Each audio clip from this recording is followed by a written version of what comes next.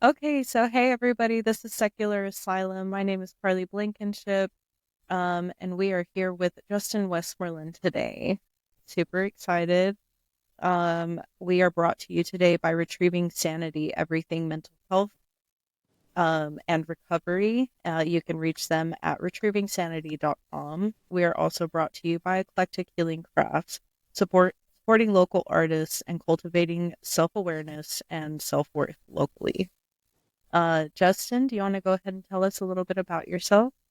Because I know you, but Right? But the world doesn't.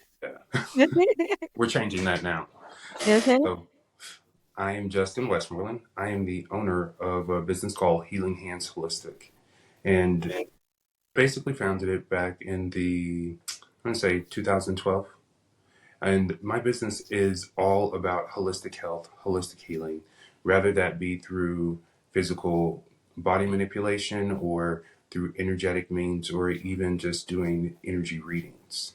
I myself am a natural medium since birth, and it's just been a huge portion of my life. And I've been very excited to kind of share that because in the beginning, it was Uh-huh. jarring. Getting started was definitely a challenge, but once everything got rolling for me, it's almost kind of like I moved into alignment with spirit. But there was a lot of different challenges that kind of led up to that point. And now I've been doing this professionally for about what 13 years now.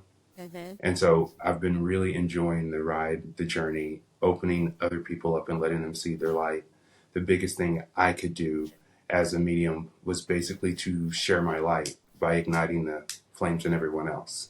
So Uh-huh. that was one of my huge missions on stepping out and doing the actual business itself as a profession.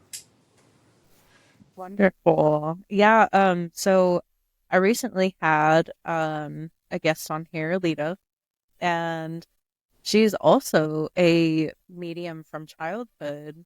And I was not like I mean, maybe I was, but I have no recollection of this. So tell me a little Mhm. bit about So, as a kid, I didn't realize that I was a medium. Believe it or not, there were so many things that happened. I grew up in a big family. I have 10 siblings total, five girls, five boys. I'm the youngest boy and then have four younger sisters. So, I'm like right square dab in the middle. So, when I was a kid, I want to say maybe 2, 3 years old, I had these friends who I always played with. They were twins. They actually had names Jibby and Jabby. They were just twins that I played with them all the time.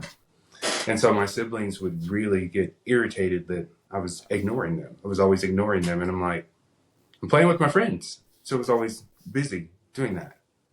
And so one day my mom comes up to me and asks me, like, hey, why are you not interacting? Like, are you mad at your siblings? Like, what happened?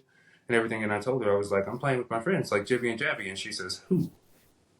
And I'm like, my two friends, the twins? And she said, tell me that one more time.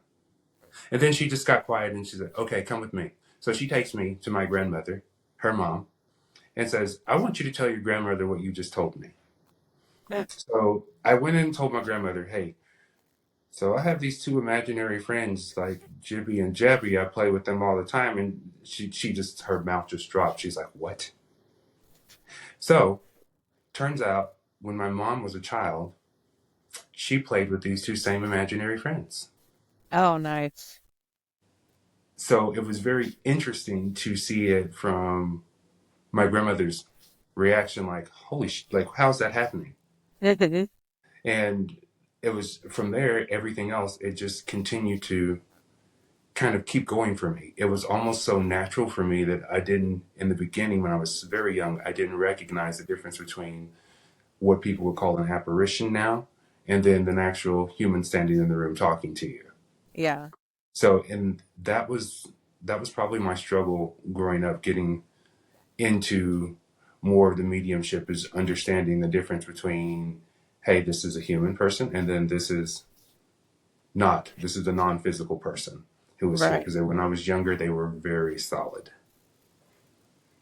Yeah, I've only had like a handful of solid like visuals.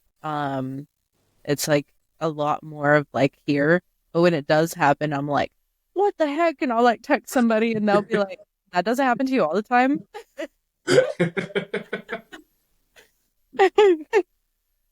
So what is your favorite part about doing your work with healing hands? Because I know that you teach a lot, because I'm one of your students. Oh, So absolutely. I want to say it's going to be hard for me to narrow that down because I really it's one of my biggest passions is the teaching portion, but also going in and assisting and helping people because many of the star seeds that are growing up now, or even the ones that were my age, no one ever believed you whenever you told them that these things were happening. And eh, so, as a kid growing up, there are plenty of times where my siblings discredited everything I was talking about. Like, that's not happening. That's not happening. So for me, it was like being able to connect with those people now.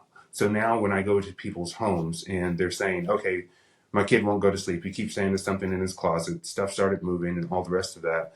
It's nice that I can actually go and sit beside your kid and tap in to see what they're seeing. And I mhm, can describe to the parent everything that's actually happening in the room. Like, no, this is real. This is what's happening. This is how it's affecting you. And that gives, to me, that saves one more soul from being, I want to say, tortured through the exile that happens just yeah, because they're not with the status quo or pretending like everything is fine. That is one of my biggest biggest joys, along with seeing my students grow.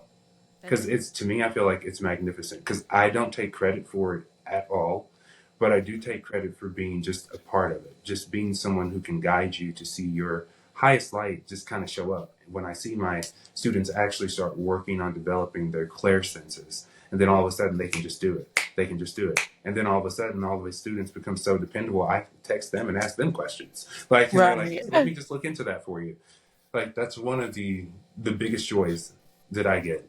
It's just amazing because you actually see spirit working not just through me but through them, and then seeing their souls elevate to the point to where the clairsenses wake up, and that's just, to me, that's miraculous. I absolutely love that. And I understand and know that all of our souls are born with these gifts, but we are basically programmed or basically whitewashed into pushing all that stuff to the side so we can't Yeah, actually connect with spirit. And now I'm around people all the time who can connect to spirit at will, rather that's asking questions, rather that's healing, or just assisting other people. I think it's just one of the most beautiful things that I've ever seen. I think that's just like super cool. So my favorite portion of the work I do at Healing Hands is guiding people in the elevation of their own spirit, guiding them to whatever those gifts may be, because all of them are so different from each other. And then mhm, also being able to assist and show clients a different side of spirituality, so to mhm, speak, showing them something beyond what the preconceived notions of what they understand God to be, and showing them that there's only one creator who created everything that will ever exist in the world, and mhm, everybody happens to see it differently. That doesn't make it wrong, it just makes it more.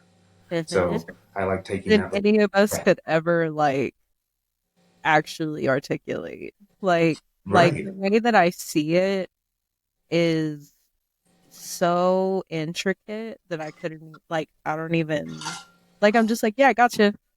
Like like I got my like I understand this part that I'm supposed to understand. And I feel like with how all of our gifts are so different. Sorry. You okay? yeah, if air doesn't stop choking me, I'll be good. All right, I'm good, thank you. But with all of our gifts being so different, because you're right, everybody has like this own unique little gift. It's like watching a little flower bloom that you've never seen before. It really is. Um, but yeah, I totally understand that here for it because I love being able to pull my clients back a little bit to understand that they are, you know, in a sense worthy of their own love and attention and like giving themselves the opportunity to grow like that. So Absolutely. so just real quick, everybody. I'm sorry, were you gonna say something? No, go ahead. So, real quick, everybody, our mission here at Secular Asylum is to give everybody a little bit of validation that they are enough, regardless of what they believe, what they practice, what they do, what they produce, especially. That's the one that I struggle with. Um, but this season, we are navigating our line of questioning with my guests by using the allegory of the cave. And basically, if you don't know what that is, I'll link a little video below. But quick rundown is there's a group of people who are born underground in this cave. In front of them, it is a wall of shadows, like casted by this little fire with the guards, and they're moving little puppets and stuff and entertaining these people.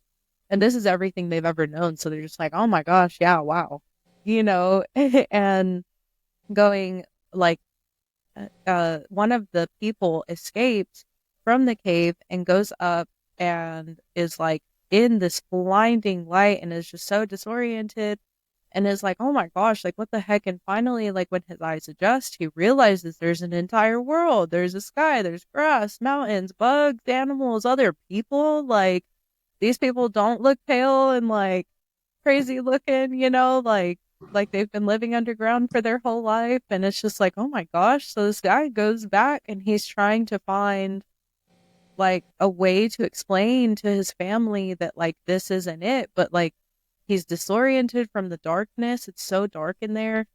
And he's trying to make sense, but like they've never seen what he's talking about, so that doesn't make sense to him. So whenever he's like, come on, let's go, the guy's like the people are like nobody go out there. Justin sounds crazy. Absolutely. And Absolutely.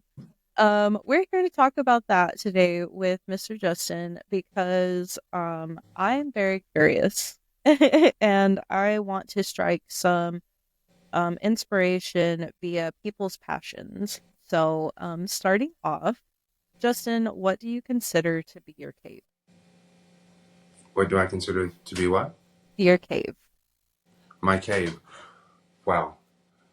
So, like many light workers, I was born into, I'd say, a darker place or rougher times. So, I grew up with families who understood superstition but didn't understand a lot. I really felt like that on my mom's side, the women were just a little bit tougher, a little bit rougher inside of there. On my dad's side, most of them were extremely rough, extremely tough. And Mm, so no one, there was not a lot of compassion where I grew up. So a lot of the things that I was experiencing, there wasn't a lot of validation in anything so far as growing up. I really feel like my cave was all of the small things that happened to me as a kid and then trying to explain to everyone else what was really happening. mm, Because as a kid, I want to say strange things happened to me on a consistent basis that did not make sense. And I mean, things that kind of woke me up was, I mean, I got struck by lightning as a child. I was in the third grade. what? Yes. It's one of the stories that they love for me to tell people because it's the weirdest thing. But I was in the third grade and I was cleaning my front yard and I had a rake and I was just clearing things up and everything. And I set it down. And like any kid, I watched all of your Marvel comics, your X-Men, things, stuff like that, you know. Mhm. And I had a thought while I was holding the rake. I had just finished cleaning up the pile and I was like, I wonder if I can get lightning to strike the top of my rake. Like, I literally thought this. And Carly, I swear to God, I flipped the rake over just like this. Before I could complete the thought, it had already struck the rake. I was holding the handle, I wasn't holding the metal part, but the handle exploded. I flew probably about, I don't know, 12 feet across like the front yard. Now, when this happened, my best friend, his name is Clint, they lived right across the street. His mom was outside taking her plants in the house, and she saw it happen. And so as a kid, I flew across the yard as the handle exploded, and thank God the rest of it missed me because the head was melted completely and there was a little fire puddle on the other side of the yard. But Diane comes running in from the other across the street and she's screaming at for bloody murder. And like I jump up and I'm like, be quiet, like she's gonna tell my mom. Like, don't tell her what happened. Like, don't tell her what happened, you're gonna get me in trouble. And so my mom comes running out the front door and she's like, Diane's screaming so loud that my mom she's thinking bloody murder. Yeah, And yeah. I mean, probably from about the top of my fingertips to about right here was like completely black, like charred. Then no blisters, nothing was bleeding. Like it was just charred. Like everything was just kind of charred. And my mom was asking kind of like what happened and everything. And she's like, she screams, he got struck by lightning. And I was like, yes, lightning struck the rake, mom. That's what happened. Like they trying to keep my secret, like, like inside. But moving forward after that, though, I had a lot of extra energy. Like it was almost like that. It supercharged me by not Yeah. directly hitting me, but hitting that and shooting through me. Like it was just like a big opening. And so from there, that's whenever I want to say I started to become aware of so many different things, aspects, and perceptions that I wasn't believed a lot. It was very common that, like in school, it was weird. It was almost like I started to hear my angels and guides even more after that incident. We had a warning signal that we had when things were going to happen. Like there was always a ringing in my left ear. And it was when I was looking at a clock. So if there was a ringing in my left ear and I was looking at a clock, in 3 days at that exact same time, something was coming up on the timeline. And Right. so I figured this out in the third grade as a kid. So like this was just our ways of communication. So it made me a very odd character in school around other people and stuff kind of like that. Because if stuff was going to happen, I would feel it coming. And you didn't know exactly how to talk about those things. And my mom got to the point where she used to have this saying, she was just like, Justin, you don't tell everything that you know. You can't say everything. You just can't. Like, and as a kid, I'm like, why not? Like, why not? Oh yeah. Yeah, that's the go-to response in our house. So, right. So coming up in the cave, of course, we're in Amarillo, so we were church going people. And so all the stuff that I witnessed, I wasn't allowed to talk about like at church. And my mom would make sure that I didn't, just to make sure things stayed kind of kosher. And I think that's when I first met my first challenge. It was probably in my later years. So probably about 17ish, 16, 17, when I was inside a church and I was walking down a hallway and a spirit steps out in front of me. It was a gentleman who had on a brown suit. And at the time he looked like an apparition, so he looked just like a person standing in the hallway. And he's maybe about 6 feet away from me, so he started asking me about his pocket watch. I asked me if I had seen his timepiece. Like, this is my pocket watch. My pocket watch is missing. And I was like, well, okay, what did it look like? Because, it's okay to help him. And he showed me, he was literally talking about one of the little timepieces that go in your hand and you just put it in your little, the Yeah. old ones. And he just kind of described what it looked like and everything. And I was like, okay, well, I will look around for it. And I looked back and he was missing. And I was like, okay, that was a spirit. Like the moment that that happened, the priest walked out of the room. And when he walked out of the room, I said, okay, there was a gentleman who was just standing out here asking about his pocket watch. He says it's missing from his left inner pocket. And the priest is saying there's no one else in here. Everyone else is outside because this is during the summer when they were doing like the vacation Bible school and stuff. He was saying no one else is there. And I was like, there's a gentleman who's wearing a brown suit. He has a bald spot at the top of his head. He has brown hair. He has glasses. He says that he's missing his timepiece out of his left watch. And the priest goes on to explain to me that there's no one there. And he's like, I was preparing a body for a funeral tomorrow. And I was like, and so he opened the door and I looked inside and it was just a gentleman like whose body he had been preparing. And I said, okay, well, that gentleman says he's missing the timepiece that was in his left inner pocket. And of course, I can't see him, what he's exactly wearing over there. And so the gentleman or the priest goes over and gets the watch out of the desk. He was like, I took this out when I was preparing the body. Like, and The so, camera, it's all. right? It's perfect. It's telling the story for me, like, boom. So at that point, he asked me again, okay, so how did you know about that? And I told him the gentleman came and talked to me, and he said that was impossible. At the time, I was what they called a prayer warrior. So I worked with younger kids and everything there, and they asked me to stop doing it immediately. Like, literally, the next time I came back, they were like, okay, we're no longer going to have you working with the kids. In my brain, I was like, okay, maybe this will be like a good thing. Maybe they'll be working with adults, so we can get them in there. But no, they were they didn't understand how I possessed such a gift. And so that's whenever I kind of experienced like, okay, like I'm in a place that talks about spirit but does not deal in spirits. Like, Yeah. so it was kind of weird because then after that, everybody wants to know, okay, why aren't you a prayer warrior anymore? Why aren't you doing all these things anymore? And it's like, I don't know if I want to talk about it because you have all of these people who are still in the cave, Mhm. like seeing God as this one little bitty aspect of things. And there was my challenge on its own, was getting people to step out of that. And I feel like as I have started to walk through that a little bit, I've learned to let the people who want to sleep, to let them rest, to give them a pillow and a blankie and let them lay exactly where they want to until it's their time. I feel like Mhm. everybody has their time, so that cave is there. Mhm. Yeah, I mean it's nice and cozy and dark. You get to sleep a lot and Hmm. not really pay attention to stuff you don't want to. It's like being inside of a blinder. Right? Just boom. Um, so okay, move on. Sorry, I was gonna ask something and then somebody was like, "Hmm, ah." Okay, so with the disorientment of like realizing that people, like you said, the spirit, like uh I forget how exactly you said it, but like dealing in spirit but not.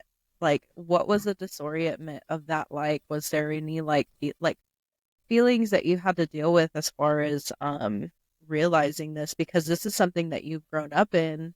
Hmm. Um so I guess like once you get into the point to where you realize this, were there any thoughts of like almost like some self-blame is what I'm talking or what I'm trying to ask.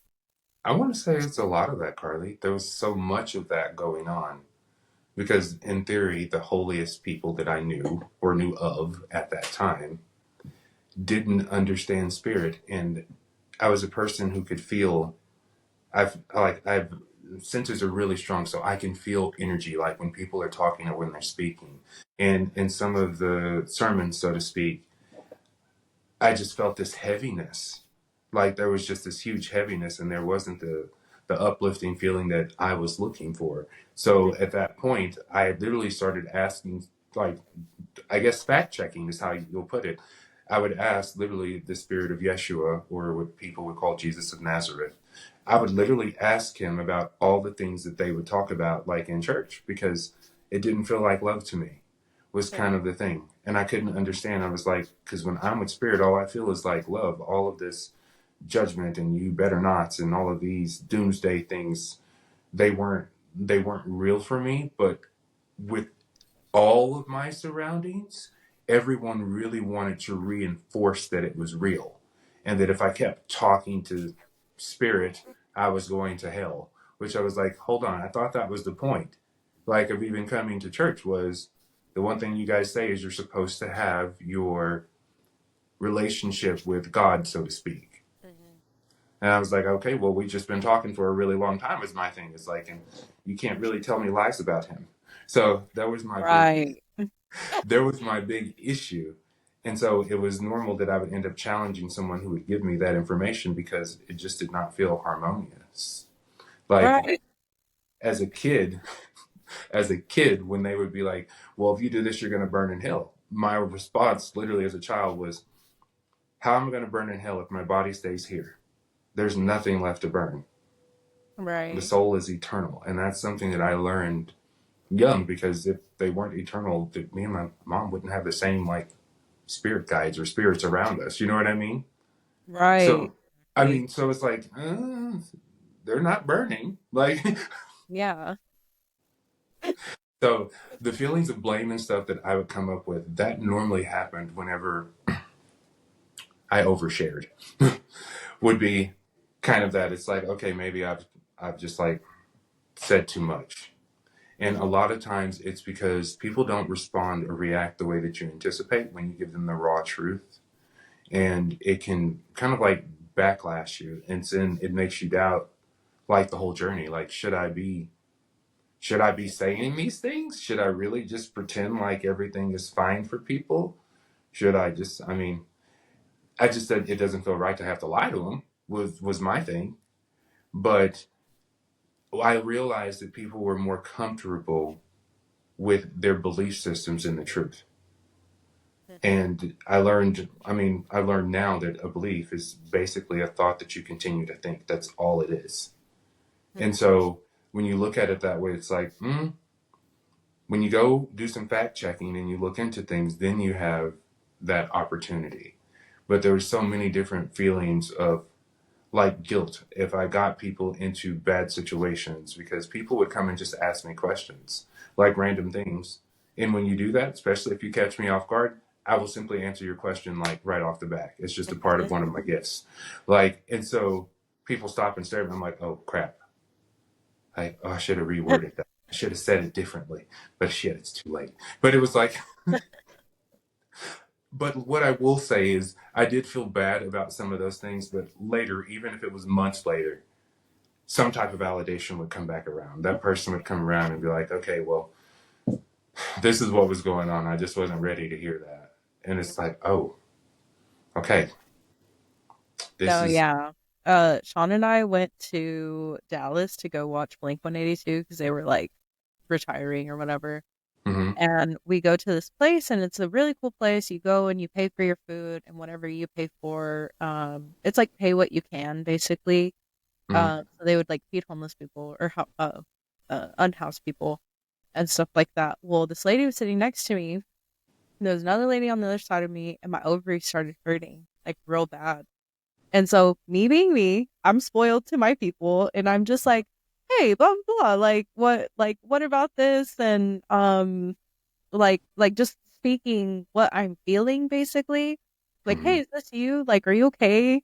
So I asked this lady on this side of me, and she's like, "No, I don't struggle with that. Like, if like ovarian cyst is what I was picking up on." And I asked the other lady, and she was like, "Yeah." She looked at me like I had two heads, like all at once, and both of them were doing like middle fingers, like.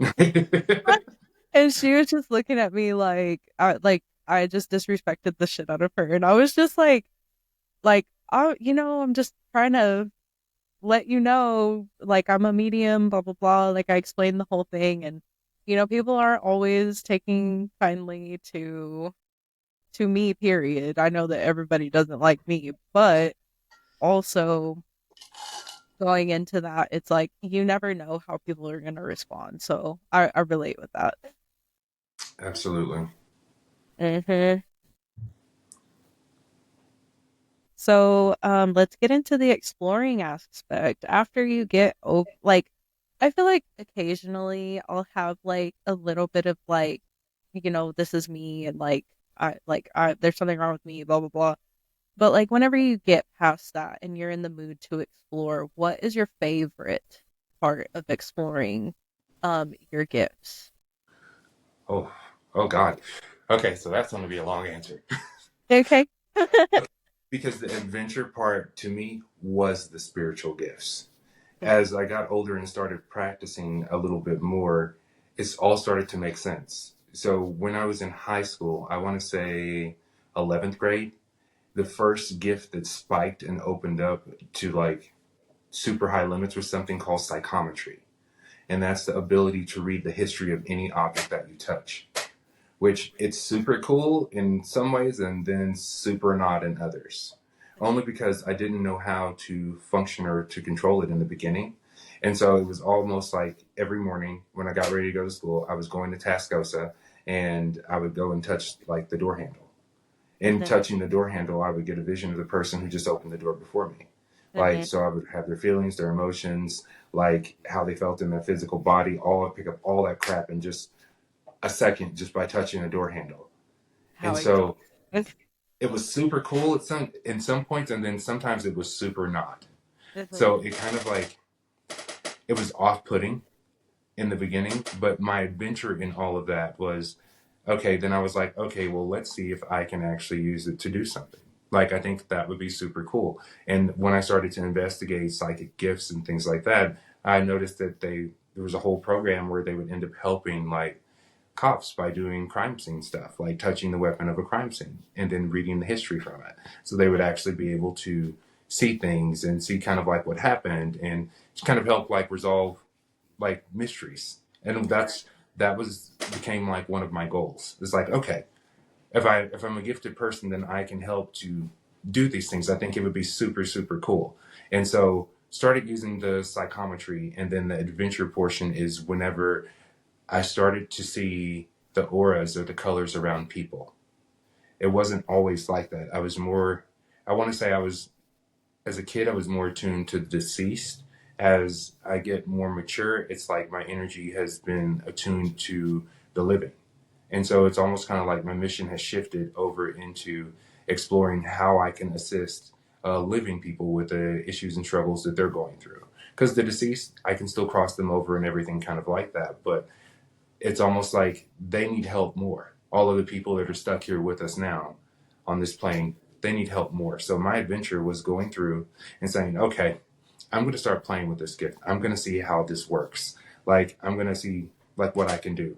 And so with that being said, I would go and do like random things. Like literally, um, I worked for a hotel, like literally, not I went to hold on. A hotel hired me to come in and do some investigations.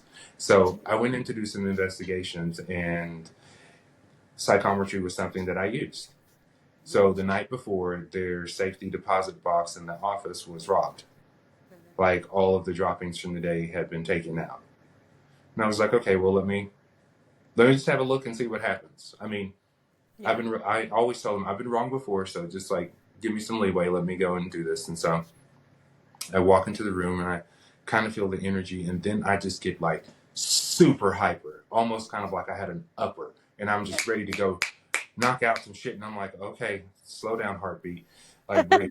Like I don't know how to function like this. Like let me breathe. And then I saw an image of a girl, and she had a coat hanger, and she had it bent, and she was jimmying, like pulling them up, not breaking the lock, but like pulling the little Envelope. envelopes through the slit. It's kind of like that. So, and I described the girl, and it was like, she's about 5'6". She has dark hair. She's skinny, slender girl. She has glasses. She's wearing a black top and a blue, like, I just totally described everything she was doing. And then so the freaking hotel owners rewound the camera from last night. And so Uh-huh. the girl working the night shift was wearing everything that I Oh described. my gosh. I was like, oh wow, she had the ponytail, like everything. So I thought that was super cool. But they did go ahead and they called her to confront her, and she admitted to it, but then she just never showed back up. Mhm. For whatever reason, they didn't go and press any charges or anything kind of like that. So I thought that was super fun. The other thing that I really thought was adventurous was learning to astral project. I thought Right. that was the coolest thing that's ever been invented for a human being. I thought that was so cool. But as a kid, I would astral project without understanding what was happening. So I could literally be sitting on the couch, like dazed off watching TV. And for the most part, TV wouldn't hold my attention. So I would be lost in my own realm. And then all of a sudden, I would be like by the park, like at the lake. So I thought that portion was super cool. Mhm. And then not only that, the let's say the adventure portion. The adventures is I say it was fun when I got into helping people clear out things. Mhm. That was the funnest portion. And doing some of the like home clearings, stuff kind of like that. It's quite intense. Like when we actually go out and you're physically there with me. Because we'll be able to see everything, but even though you see everything, you don't want to clean it up yet because you got to get the info first because people need to know what's going on and what's happening.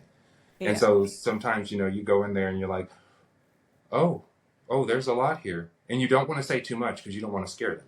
Mhm. And We so that actually was have to live there. yeah, they got to live there, so you don't want to say too much. So it's like okay. So for me, what happened is every time I got put into a situation, a new gift would manifest or open up for me. Yes. So I didn't know that like now I can do aura field readings and readings like really simple, like right off the top of my head, it's super fast. but it's not a gift that I've always had. When I first got into the doing the holistic healing portion, going through Reiki, learning angelic frequencies and stuff, kind of like that, the thing you're always wanting to do is to make sure you give people their their space. You don't want to like force it on them. You know what I mean? Oh, for sure. And so going into the healing portion, that was the game changer because this is what connected me even deeper with spirit, with guides, with everything, which was a big portion of it. And so the adventure was bringing in all of the different components of the gifts because there were so many of them. Like, and for all of us, yeah, we'll go through and we'll have all these different ones, but in time, it all becomes one master gift, and it Mhm. all kinds of flows together. And so I was at a Reiki circle, a traditional Reiki circle, and I was actually just gonna scan a body and show them kind of like, okay, this is what's happening because it was new. I had never done a Reiki circle at that particular place I was in. So I was just teaching them, you scan the body and you can feel the differences in energies and stuff kind of like that in the different chakras. And I went to place my hand over the girl's head who volunteered. And whenever I placed my hand there, all of a sudden information just started coming out. And I just started telling all these things that were happening and going on with her. And it just kept flowing. So I was just like, I'm just gonna let that keep going. And eventually the girl raises up and she was like, holy shit. And it was I thought that was the coolest thing on the planet. So it was like, wow. Because like I didn't anticipate that happening or that gift even showing up. Didn't know I could even do it. Mhm. But then ever since then, I've been able to do that. And so it seems like the more I use my mission to go out and help people, I adventure into the gifts, the more it opens up. So it's been a very rich experience so far as tapping into your spirituality and then actually using it. I felt like I was very fortunate to be able to do it as a profession. In all honesty, I didn't think I would be able to do that in this town. I really didn't. I thought I would be poor and hungry. So of course I did what everyone else tells you. You go to college, you do all these things, and oh no, I was miserable. When I was like, okay, let me just try this and see what happens. Right. And I can totally relate 100% because it's so exciting because every time we have a new person on our table, it's just like their gifts intertwined with like our gifts and how we read them affects our gifts and how we're able to do that. Mm-hmm. Um, and it's so gratifying whenever they're like, "How did you do that?" And I'm just Right. like, "I'll never tell." But no, like I've had a very similar experience where I had somebody on my table and the way that they put it was I read them like a book. There you go. And it was just like, I go through and read chakras primarily, but sometimes it's different, like, depending on the person. Right. But, and they were right. Like, I did read them like a book. Like, the body tells me so much. Every time I have somebody, like, they're either exhausted or super energetic when I scan over people's feet. They Mm-hmm. tell me so much about how they walk and how they carry themselves. Like Absolutely. it's anyway, but oh, so interesting and exciting. So returning to the cave, with all of these gifts, I imagine, especially like with family, like they knew you growing up, but like watching you develop and stuff, was there any kind of like ostracization in that Oh, aspect? absolutely. Absolutely. So despite growing up with your family, a lot of times people like to remember you when they think they knew you best. So whatever version of you that they remember the best, then they felt like they were the closest to you. That's the version that they always connect with the most. And so it took, I want to say, about 10 years of me doing this as a professional before the family finally kind of got in line like, oh shit, he's not crazy.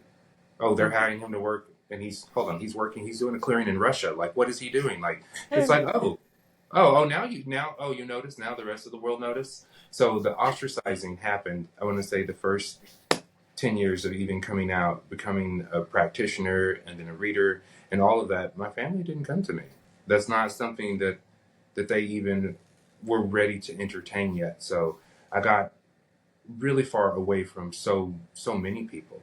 Like a lot of people have close friends and stuff kind of like that. Once I started to show my true self, I want to say the guides or spirit kind of started clearing people out who were not harmonious with that frequency. And that's because they weren't ready for the knowledge or the information that I was bringing.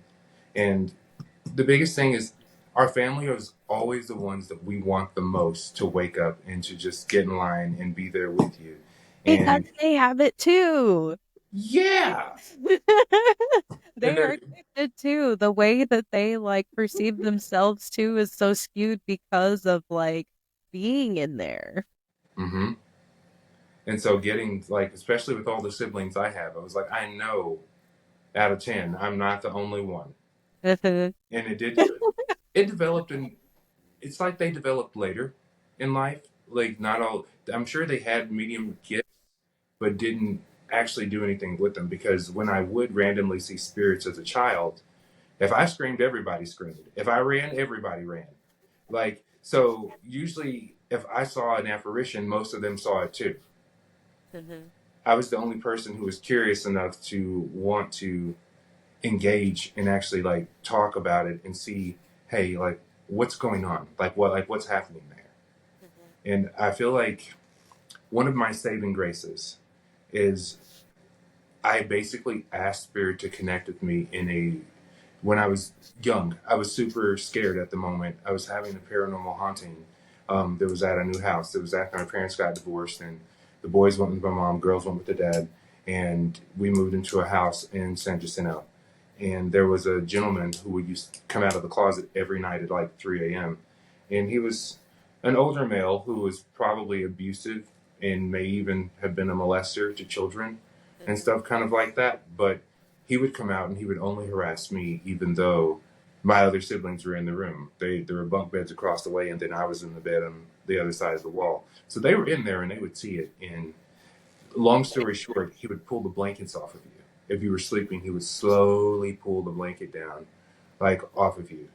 And I mean, when you have siblings as close as I do, we're like stair steps away. You know it's the sibling. So I wake up to go and punch Marcus. Like that's what I woke up to do, because that's when I knew it was him. And I woke up and he was laying in bed and the blanket was still moving down, like literally.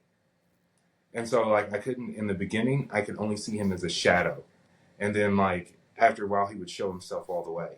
And so of course I'm screaming for bloody murder, and my mom comes running in like something's wrong.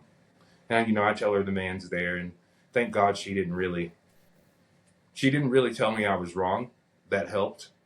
Like it's my mom is an active clairvoyant, but she has never honored her gifts. She can see spirits, but she has never enjoyed it. I mean, random side note: her mom did purchase a house that was being used to be used as a mortuary, because in the old days they used to use residential houses, to do stuff kind of like that. And so every time she saw something, it was something terrifying. So in a moment of desperation one night, when the ghost was coming out and coming after me after we had tried everything, he would always like pull the blanket off, and then he would go and he would start reaching, like he's reaching for you. And then that's when the first time when I just basically broke down and just started crying and asking spirit, like, and finally asked God, like, okay, like the monster's actually going to get me. Like it's going to get me, like right now. Like, why are you going to let the monster get me? So I'm panicking and internally praying to spirit and asking, like, I don't get why you would let it get me, because of course I'm a kid. I'm going to want to ask why, like several times. Yeah. And this is when I first heard the voice of my spirit guide. His name is Sirius. Okay. But literally, he told me something that was so simple. As a kid, it worked. And he would just say, hey, I thought you were a superhero. That's what he said. And I was like, as a kid, I've been watching the X-Men. I've been struck by lightning at this point. Like things happen. Like, so I was like, hey, yeah, I am a superhero. Like, okay. And so, of course, I still didn't know what to do. Like, That's when but you give them the good old go on get. yeah, go on, get on out. But when he reached for me, I reached back for him. Like instead of running from him, I reached toward him. But when I went to reach toward him, it repelled him, and he got stuck against my wall in the room. Now he was just stuck there though, was the issue, like staring at me.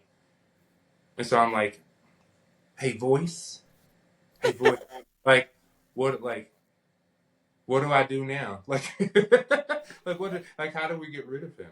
And so that's the first time where I saw physical manifestations of spirit come in, and I call it my angels. But to me, the way it actually physically appeared in the room is a light opened up from the center of the room. Four pillars just opened up from the center of the room. They didn't come from the top or bottom, from the center. The whole room lit up and then went away, and then he was gone. And so, like, that was one of the things that really kind of, like, okay, I have an advantage. So I've always talked to my guide ever since then. So this is why I would question authority. I would question things because I was like, is that correct? Like that doesn't feel right. And so I always had that thing I can kind of bounce off of. And I Yeah. feel like that's one of my saving graces. I can relate with that. My things were always very visual though. Like if I didn't agree with something, it would like the actual like not correct, but like the more uh what made sense more to me would pop into my third eye and just be like, no, this is this, and I'd be like, all right, go off, you Right. know. Did it make you have trouble connecting with your family? Like, I know you were talking about when you were a kid, you would kind of be like, go on, I'm playing with my friends, playing with Jibby and Jabby, but like, which Mhm. also, if my kid told me she was playing with somebody named Jabby, I'd be like, I'm putting all the sharps away.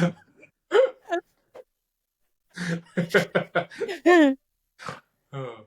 So it did. It created a lot of distance in some ways, but in some ways it brought us closer. Especially, I want to say with my siblings, it brought me closer to them because even though they chose to deny some of the things that were happening, the paranormal stuff that happened in the house with everybody there.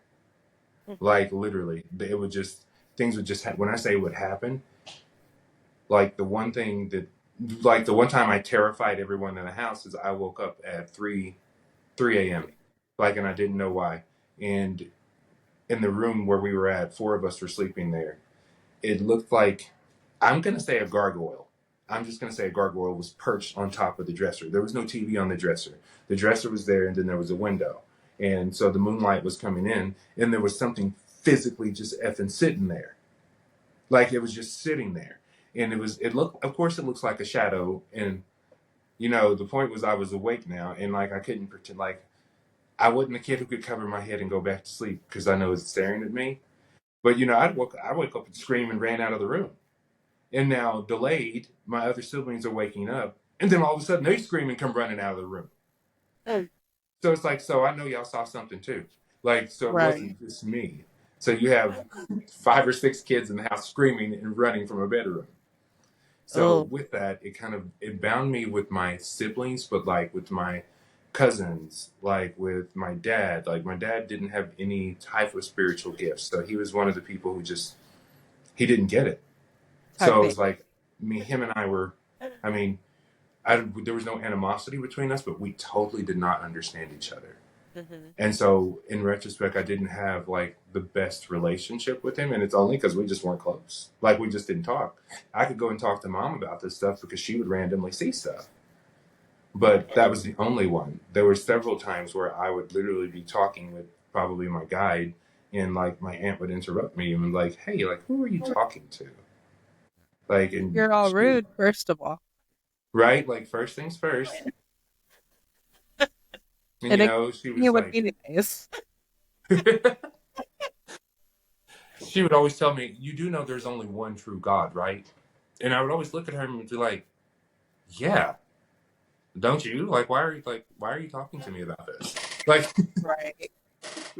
Well, and it's like there's the aspect of like, for me, I believe that God is like like uh authentic love.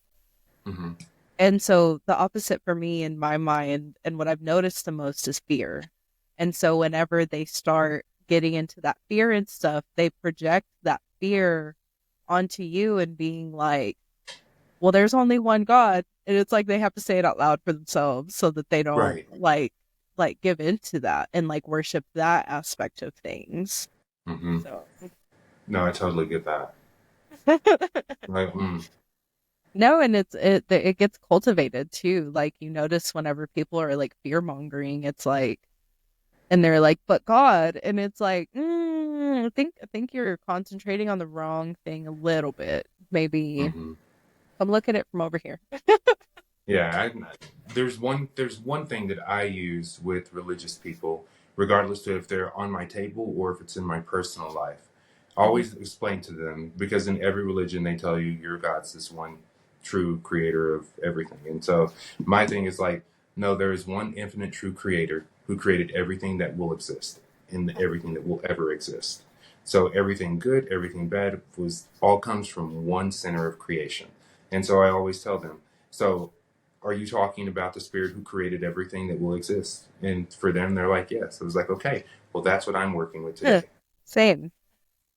Like, there's only one. I don't care how you dress it up. There's just one. Hmm. How you see it is up to you. Like, it's to me, there. That's just how it works. In every country, they Hmm. explain it the same, but the concepts are the same. And the way back up, it's all leads back to the one infinite true Yeah. creator. Well, and it's like nobody denies that it's there. Right. Oh, I just saw something like over my monitor. Um, I was like sitting here thinking this whole time, I was like, man, I haven't had near the experiences y'all have, but I've also only been doing this for like 5 years.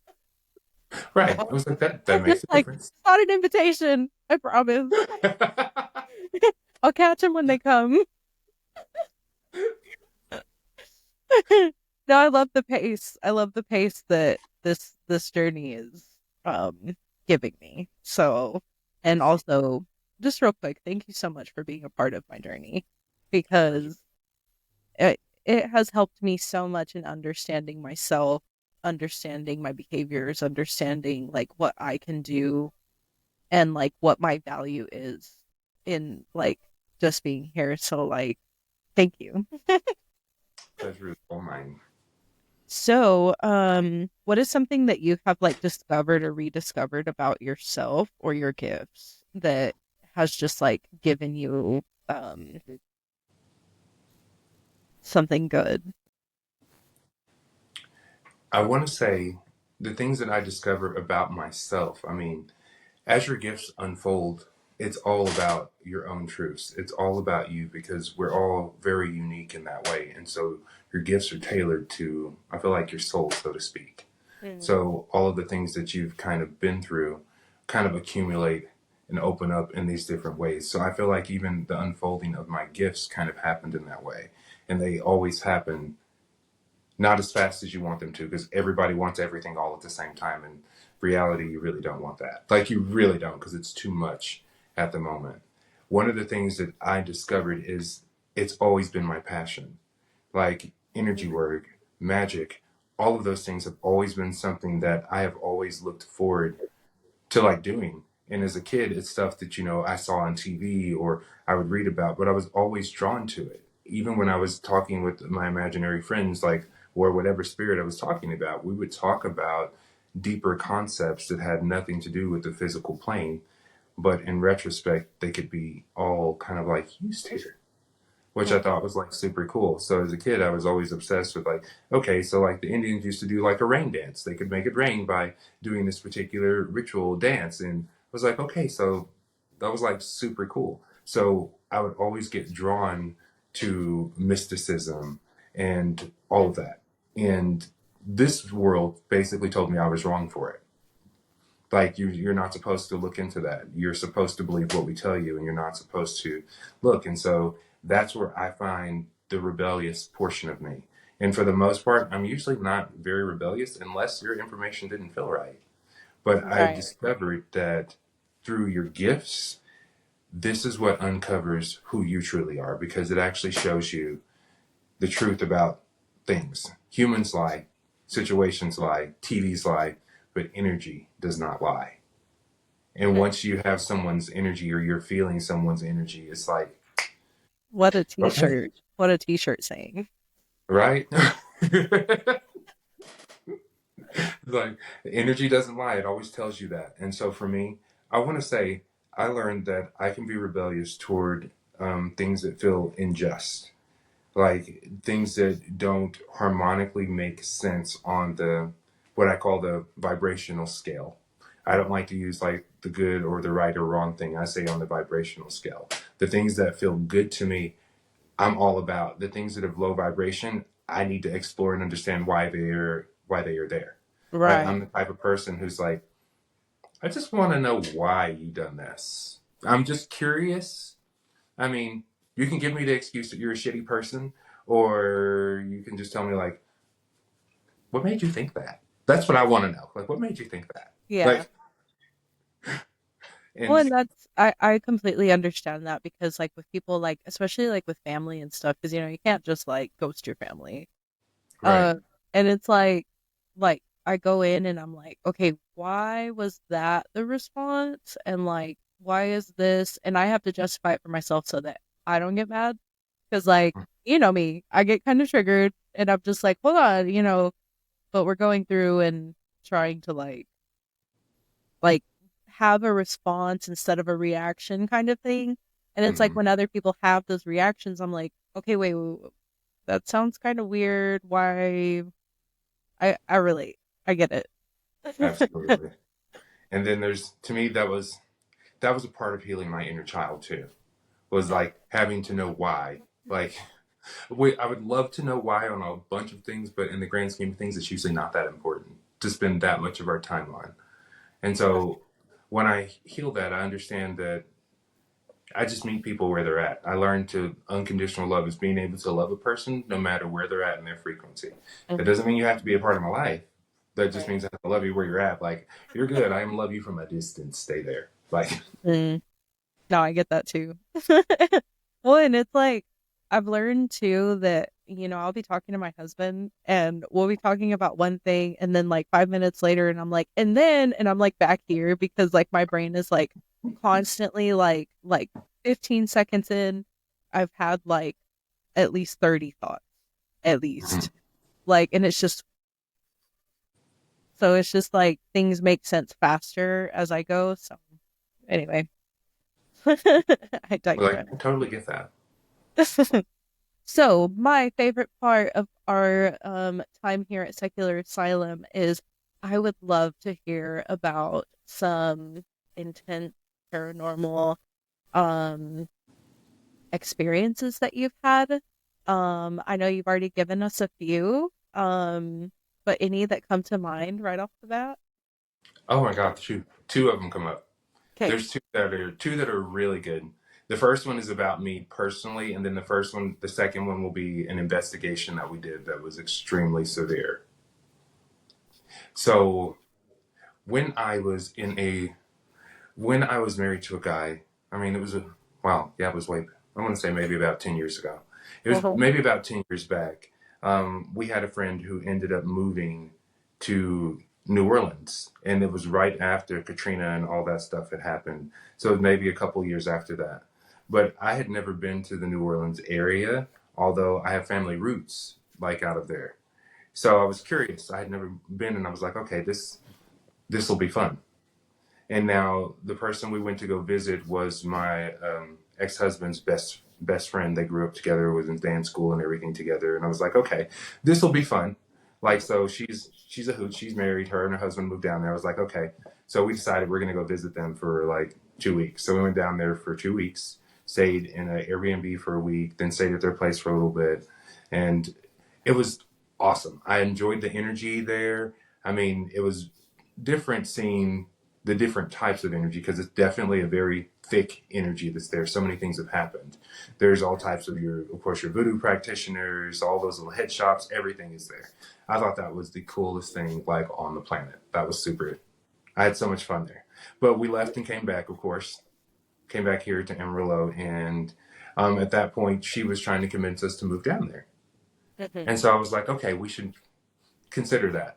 And then I kind of looked into the economy, kind of saw how the jobs are going down there, and then I'm like, I'm not moving to the struggle bus. Like, Right. no. So we ended up getting like the next day. I found I don't know what 6 puppies in a dumpster outside of Jorge's Mexican Bar and Grill. Was like whimpering, and I was looking because I'm dropping him off at work, and then I go in there and I get the box, and it's like, okay, wow, like they're actually in the dumpster. Like, Oh, okay, so a server took the puppies inside, like, and tried to give them to, and some of the patrons took the puppies, and there was one dog left, and a little bitty one. Her name was Mojo, is what I named her, and so I took her home with me. So with that, you actually can't move to the New Orleans area with animals because they call that alligator food. oh. So like you can't, Well, no, you said the patrons were taking them, and I was like, talk about a doggy bag. right? I love that. Anyway, since we had the dog, we had chose not to move down there. And after that, we just had the dog and we were living together. Things just got really intense for me and him. Like we kept getting into fights. Things just kept blowing up and it just kept blowing up. And I was just like, what the fuck is wrong? Like I was training in my gifts, but I was nowhere near where I'm at now. So I had no idea what was happening. And so it blew up to the point to where he decided he was going to move out. So he took all of his things and left to go stay with one of his friends. And I was like, okay, this is effing weird. Now I need to look into things because it just seems it's just too off. Mhm. And I was standing in my bedroom. I had just made up the bed like completely. And I was walking around the bed and I was at the end of the bed and I just heard something walking. And I looked down the hallway. And then before I know it, something just pushes me onto the mattress. And I fell on my back. And then it starts to push me into the mattress. Like it was like pushing down against me. And I want to say that was one of the most terrifying things that I've ever been through because that's never happened where something is physically attacking me that way. And so while it's pushing me down, of course, I start talking to my God. It's like, hey, look, what's going on? At this point, I feel like I'm paralyzed and I can't move. My hands are up like this, and I'm just being squished into the bed. And so the first thing I did was I had started learning Reiki. They said, okay, use your Chokure symbol, which is place the power of the universe here. And so once I did that, I felt like the separation. I felt me starting, like literally, wasn't being squished anymore. I was pushing back. And so once I was pushing back, I was just like, okay, like get the fuck off me. And like at that point, when I closed my eyes, I could see its head. And it was like, I want to call it almost a really, really dark purple head. And then like it almost had like claws, like talons is what was pushed Mhm. down like over me. And at that point, I'm like, I'm gonna push. I'm gonna give it all of my God. Like literally, start pushing that energy, pushing that energy, and Mhm. then I guess you never just expect them to be intelligent. So while I'm in the bed pushing him up, like literally my arms are probably about this far out, I feel something grab my arm and flip me. So he throws me off the bed, and I land like on the floor, and then it's on my back and it's pushing me, and I don't know what it's doing. Like I feel it trying to push into my energy field. Mhm. And so at that point, I start to kind of panic, but also he threw me and I hit the ground and I got like really, really angry. Like I was so pissed whenever that happened because like most of the time, I mean, people would get scared, but instead of getting scared, I got really upset. And like Cyrus, my guide, he was like, place the energy around you in a ball and then send it out. And so when he did that, when I placed the energy inside the ball, I felt I don't know. I guess I would call it like a complete fury of energy. And like once I felt it flow through me, I just popped up and literally shot the energy out, and I blew out all the energy in the house. Mhm. I had to go and replace the breakers, but I'd never seen that thing again. I don't know what happened to it because it was on my back when I fired the energy ball. Didn't know I could do that. It was just one of those explosive times, where you finally just lose your temper and it feels like boom, like that was one of the craziest things that I have went through. And then I decided like right after that, I want to say after I changed the breakers in the box, I walked to my mentor's place, which is maybe about, I don't know, 15 minutes away, 15-minute walk down the way. And then they told me that someone had sent the entity there to punish me in particular for not for not doing what they wanted. So someone was manipulating things, and so I made her track them. And this was someone, a practitioner out of New Orleans, Mhm. who actually knew what they were doing. And the next day, Literally the next day, Like Jake had came, intentionally, huh? like intentionally doing that to you. Yes. So this practitioner, after talking to my mentor, this practitioner was paid. Someone paid her to do it. Because like I don't know anyone there, so I had no idea. I was like, "Who do that?" And then Or there was at that point I only knew one person who lived in New Orleans, and I was like, "You have to be kidding me! Like that's not true! Like could I it can't believe be that." paid? Because if you didn't know, viewers, sometimes you can unintentionally send stuff to people, is why I ask if it's Hmm. intentional. Yes, this one was paid, like literally paid. And so after talking to my mentors, I'm like, I need to go home and do some of my own magic. I made some protection amulets, kind of like the one that I'm wearing today, Hmm. and I put them like in the car. And at that time, me and Jake shared a car. So when he came to get me for work, like I was like, okay, I'm gonna drop you off because I'll get off before you. So I was dropping him off at work, and here in Amarillo, I-27, when you're going around the Washington, like you're coming from downtown, and you Hmm. come around that big curve that's there, there were a few cars in front of us. There was a AT&T truck directly in front of us, a car beside him, and a car beside him, and then there was a car behind me, and then two right there, right beside me. And as we're driving, like literally, we're probably going about 60, 65 miles an hour coming around the curve. The big ass utility ladder falls off of the AT&T truck and it covers two lanes as it's bouncing toward us. The cars that were on my left, everybody shot as far as they could to the left to get around it.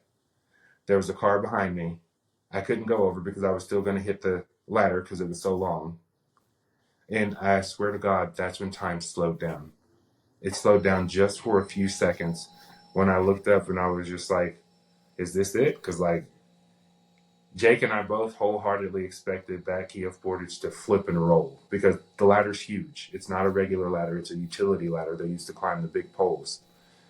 And I just looked up at my little charm that was on the window and I heard the word faith. Literally, that's all I heard was I heard the word faith.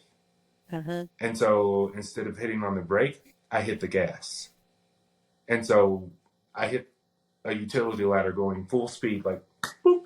So when I hit this ladder, it just went boop like a Lego and just landed on the side, out of the street, out of the way Oh my of everything. gosh. Nobody else hit it. It just flew off to the side. I think we were silent the rest of the way to the restaurant. Like both of us we were like, did that just happen? Like, yeah, that just happened. We get out and we go to check the front of the car because I'm expecting damage. Hmm. No scratches. Like no, not even a scratch from hitting a utility ladder going 60 plus miles an hour. Wow. So I was like, okay, yeah, this works. I was very happy about that. Right? Oh my So gosh. fast forwarding to the end of that whole scenario, after we undone all the stuff, the magic and stuff that was being sent to us, it always goes back to where it originated from. Because it's just the law of the universe. What you send out must come back to you times three. It's just a part of it. And any practitioner knows that or should know that. It's a law is a principle on how the universe works, not something you can get around. Hmm. As many people do, like they try to protect themselves and then they'll hex someone. It's like, you can't, you're trying to protect yourself from you because it's you who's going to do this. You know the rules. So things like that would come around and do that. But the person who paid for that to happen physically showed up 1 month later on my porch, drove all the way from New Orleans and knocked on the front door. And at this point, I was beyond speaking to that person. Like, period. I can't, I mean, the nerve of you. Like, Wow. but came and actually asked for forgiveness. Like, she wouldn't say for what, though. I just kind of looked at her like, okay, now go away and don't return. Like, that's all I Oh, want. yeah. Go home, get it. That's one of Wow. the crazier things that have happened to me in this line of work. Hmm.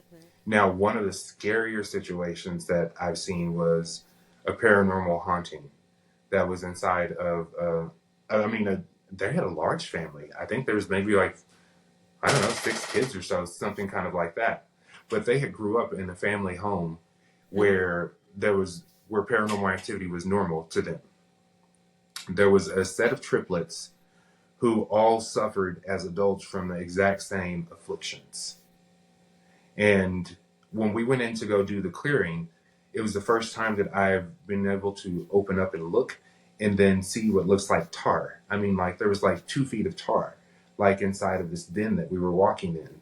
And there was dead people outside, and it was so much activity going on that one of the dead people like volunteered to walk with me. He called himself Maurice. In fact, he's like, okay, I'm going to walk you through the property because this is what's going on. So, mind you, I have an entire team of students who are with me, and we are walking through the house, and Maurice is telling me, well, this dead person, she likes to suffocate people. She places her hand over their mouths, and like, so while they're sleeping, they can't breathe. Like, that's one of the things, that's where she gets her jollies from. And it was like, okay, we're going to get to her in a minute.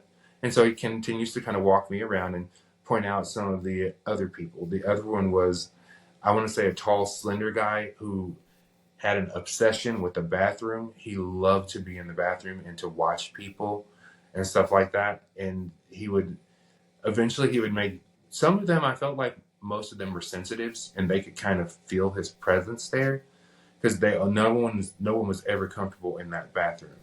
And one thing he decided he was going to do was he selected one of the daughters in the house and he claimed them for himself.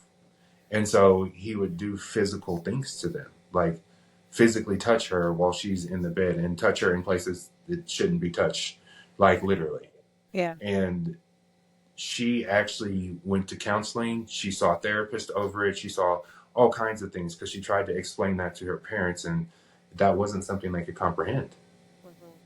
And so instead of spiritually exploring her, they basically used Western medicine to try to fix something that was spiritual. And Mhm. so she was ended up basically being heavily medicated for a long time. And so this had been going on since they were children. By the time we're there, they're in their early 20s. So what I saw is I walked down into the den where the triplets used to sleep, and there was, I'm going to say, 2 feet of sludge that was there. And I was asking my guys, like, what the fuck is this? Like, what is this? Like, I've never seen this. And they told me it was a den. I was like, okay, yes, this is a den. He's like, no, a different type of den. I was like, oh shit, like whose den? Like what's den? Like what is it? Uh-huh. And so that was the first time. I don't even like calling it that. But once we see entities, a lot of times we classify them and give them names in case we come across them again. Like Mhm. this one, I this have one heard of. I call it the baby eater. Like literally. Mm. I've heard of those. Mm-hmm. Mhm. So it looks like a long alligator, maybe about 8 feet long, that's been dipped in tar, like Mhm. dipped in tar, like completely. So it just looks like this alligator-shaped tar, black thingy with little teeth and little beady red eyes. I will say I like when they look like animals more than when they look like people. Me too. That's because it makes it easier. You know what I mean? Mhm.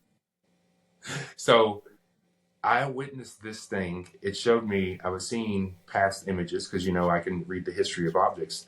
And Mhm. so I saw an image of the triplets laying there, and this thing would open its mouth and just cover, like from the crown chakra all the way to the heart. So it would put the whole child's, like, it would just clamp down and then just suck. And when it's doing that, what it would do is it's literally siphoning the life force energy from the kids. And Mhm. so what it did is caused autoimmune diseases in all of them. So as triplets, when they grew up, they all had the exact same autoimmune disease. That was very asthmatic, lots of respiratory stuff like that.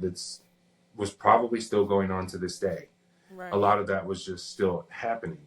And I was describing it to the mom and telling her this is what has been going on with them. This is why they can't breathe. And like she was almost having a panic attack because she's like, how did I not fucking know this was like happening? Because they grew up like this. It's been 20 something years. Right. But this we're in Western.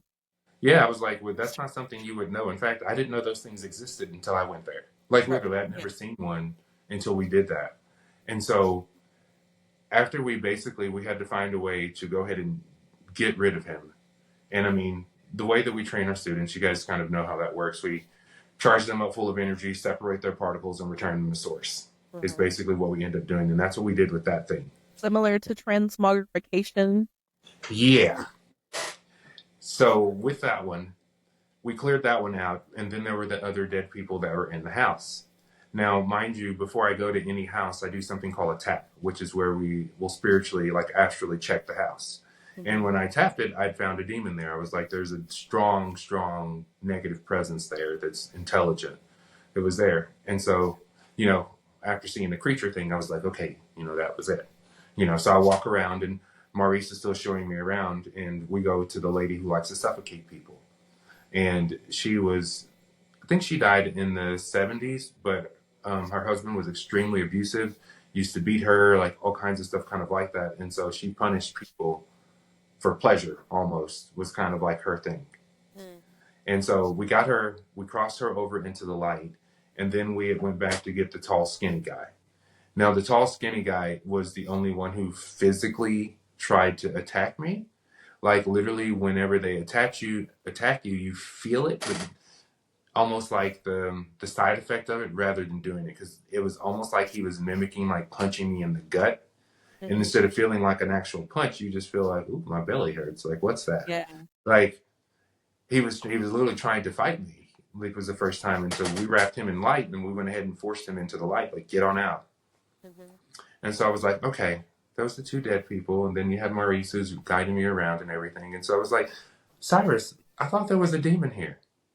Because, I was wanting to know if the creature was the demon, that we got rid of. And so Cyrus is like, you mean him? I look over, and Maurice is running down a black corridor, like hauling ass that way, just gone. Like literally, I'm like, hold on, the demon's been walking me around this whole time. Like literally. It's like, welcome to my crib. Uh-huh. Welcome to my crib. This is what's going on. And then he runs, he just hauls. It's so funny when you see it that way, because like for me, I can see this tunnel that's on the right hand side where they're running. And like physically, if you run that way, you're gonna run into a wall. Like boom, so you can't actually chase him. Right. It's kind of the thing. But you can use your energy to retrieve him, and that's what we No, ended up. yeah, that was like, that's fine. You're like, hold on, wait, go get him. Come back, go get him. And Oh, so funny thing is, he was the driving force behind most of the dead people doing the things that they did. Like he was the influence behind all of that. But even a skilled medium like myself can be fooled by the glamour or the appearance of the person at first. But mm-hmm. then whenever you involve your guides, which is what most mediums should be doing, then you get to see the truth of the matter. So it was like, okay, wow. Like that was crazy. Cause like what in retrospect, if we hadn't caught that and then banished him and got rid of him, a side effect is he could have attached to someone else Mm-hmm. and like went with them and caused a whole new havoc. I mean, that had been going on for like 20 years in that house, and no one suspected what was really happening. However, the girl who ended up having to see therapists and stuff like that, she's always tried to explain that there was something doing that to her in the house. And until I came 20 years later, no one believes her. Mm-hmm. So, I mean, that's some crazy paranormal stuff. Like some of the stories that was like heart wrenching, because it was like you can't go back in the time portal and fix things. Like, Mm-hmm. but we can set them straight for where they are now. We can disconnect and heal people as much as we can. And that's always the goal, is to spread our light in the most positive way. And I mean, that was an awakening for an entire family. Mm-hmm. Because it's like all the stuff that had been going on that's been unexplainable was now explainable. So those are my two crazy paranormal stories. Well, thank you for sharing. I Oh, I but love I love hearing about people's experiences and stuff. Um, well, do you have any questions for me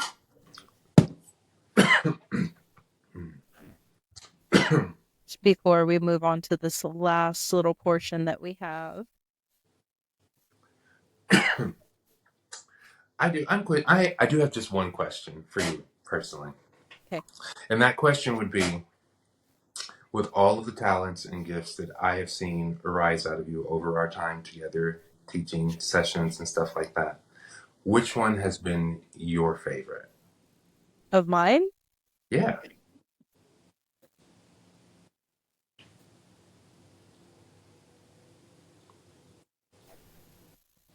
I don't. So I love being able to strengthen my visual center, Mhm. but then like it's like all of my other clairs are kind of bound into my clairvoyance. So Hmm. I will see a smell. Right. So or like I will see a feeling that's happening in my body. Hmm. Or if I'm like feeling it physically, then like there's a visual of why that's happening. Hmm. And I think developing that and knowing like the other night I was in bed and there's like I'm over here now away from all of y'all and it's like more Wild West than over there. Yeah. So I'm there and there's this thing on my curtains like this and it's all. And I'm just like buddy, can you like fuck right off please? And it's like they'll try and like uh sleep paralysis me, but they Hmm. can't because I'm just like I'll Right. twitch and it's just like, what are you gonna say? Like I love the confidence that doing what I do has given me, and I love being able to know that things that I'm seeing make sense because even in this room, which I'll talk to you about this room here in a little bit, but I'll just see stuff like like right here, and I'm just like, can I help you? Right.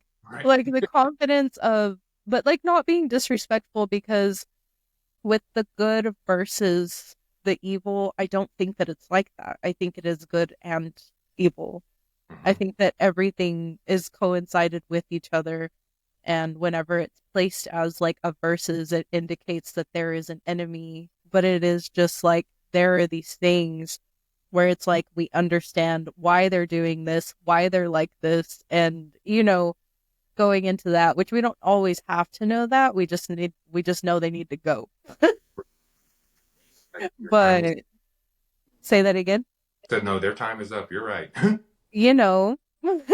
So I really love the confidence and like not being scared of what I'm facing, like what that part of my journey has gotten me. I So love that. yes, me too. Well, so we can reach you at healinghandsholistic.com, correct? .org. .org. Okay. Hmm. We also have Facebook, Healing Hands Holistic. On Instagram. Yes, we do workshops, open house, all kinds of stuff like that. So if y'all are interested in knowing more about Justin, what he's doing, or you need help in any ways that he has listed, you can head on over to those socials to get a hold of him and get the help that you need. So thank you, Carly. And you can also reach me at secularasylum.com and also the Facebook Secular Asylum and also Eclectic Healing Crafts Facebook. And you can also buy our merch and art on secularasylum.com. But anyway, it was very lovely talking to you. And thank you everybody for watching uh, Mm. Thank you Facebook. for